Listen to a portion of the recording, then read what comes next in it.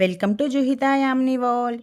ఈరోజు మనం క్యాప్సికమ్ రోటి పచ్చడి చేసుకుందామండి. దీనికోసం నేను 3 క్యాప్సికమ్స్, 2 టమాటా, మీ స్పైసీ లెవెల్ తగ్గట్టు పచ్చిమిర్చి తీసుకోండి. ఇవన్నీ నేను కట్ చేసి పెట్టుకొని ఒక ప్యాన్లో కొద్దిగా అంటే కొద్దిగా ఆయిల్ తీసుకొని ఫస్ట్ పచ్చిమిర్చి, ఒక గుప్పెడు పల్లీల్ని మంచిగా వేపుకోవాలండి.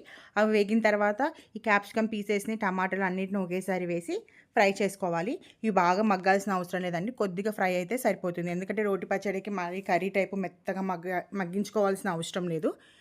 ఈ పచ్చడి మనకు దోశలోకి అయితే చాలా మంచి కాంబినేషన్ అండి. ఇడ్లీకి చాలా బాగుంటుంది, చపాతీలోకి తినొచ్చు, అలాగే ఉప్మాలో కూడా చాలా టేస్ట్ అనిపిస్తుందండి ఇది. ఇంకా రైస్లో కూడా తినొచ్చు. చాలామంది పిల్లలు క్యాప్సికమ్ కొన్ని వెజిటేబుల్స్ తినరు కాబట్టి అలాంటి వెజిటేబుల్స్తో మనం ఇలా రోటి పచ్చడి చేసుకుంటే టేస్ట్ చాలా బాగుంటుంది. మనం ఆ వెజిటేబుల్స్ నుంచి వచ్చే ప్రోటీన్స్, విటమిన్స్ అన్నీ మనం పిల్లలకు కూడా ఇచ్చినట్టు అవుతాం. ఇలా ఖచ్చితంగా ట్రై చేయండి. చూడండి ఎంత మంచిగా మగ్గిందో. దాన్ని చల్లార్చుకొని ఒక మిక్సీ జార్లోకి కొద్దిగా జీలకర్ర, 6-7 వెల్లిపాయ రెబ్బలు వేసి కొద్దిగా ఉప్పేసి మంచిగా గ్రైండ్ చేసుకోవాలండి. అదే ప్యాన్లో ఒక స్పూన్ ఆయిల్ వేసేసి, ఇంకా పోపు అంటే మీకు తెలిసిందే కదా అందరికీ,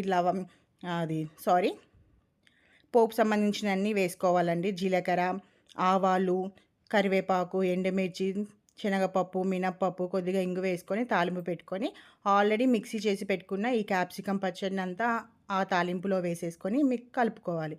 ఇది మాత్రం అప్పటికప్పుడు వేడి వేడిగా టిఫిన్స్ చేసుకొని వేసుకోవచ్చు. అలాగే అన్నంలోకి కొద్దిగా నెయ్యేసి పెట్టినా కూడా పిల్లలు చాలా ఇష్టంగా తింటారు.